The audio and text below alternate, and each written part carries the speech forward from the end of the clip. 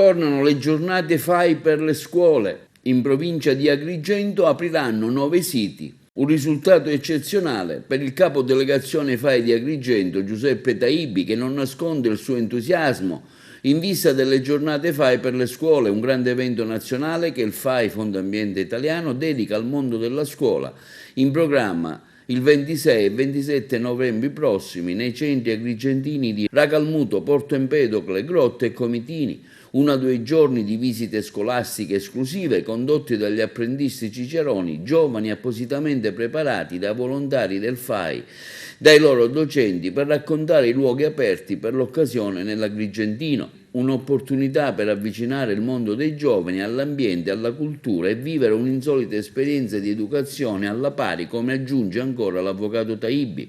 I giovani avranno quindi l'occasione di scoprire l'ambiente, il patrimonio storico-artistico del territorio.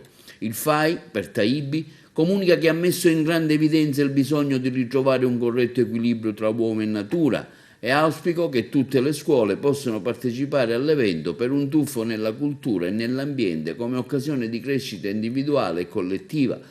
Desidero infine ringraziare, continua Taibbi, le istituzioni e le associazioni che a vario titolo ci stanno collaborando e tutto il mondo della scuola che parteciperà a queste giornate, sia con gli apprendisti ciceroni, sia con i giovani studenti visitatori.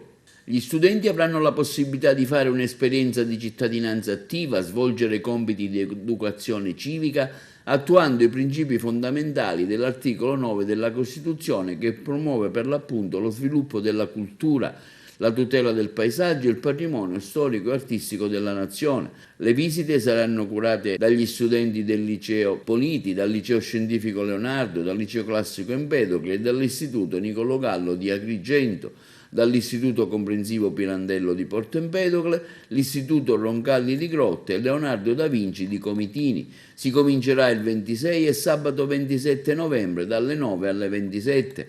I luoghi interessati sono Racalmuto, Teatro Regina Margherita, Castello Chiaramontano, Circolo Unione e la Casa Sciascia. A Porto Empedocle le opere di street art in collaborazione con l'associazione Mariterra, a Grotte la Torre del Palo, la Chiesa del Purgatorio e la Chiesa Madre Santa Venera, a Comitini il Palazzo Bella Cera.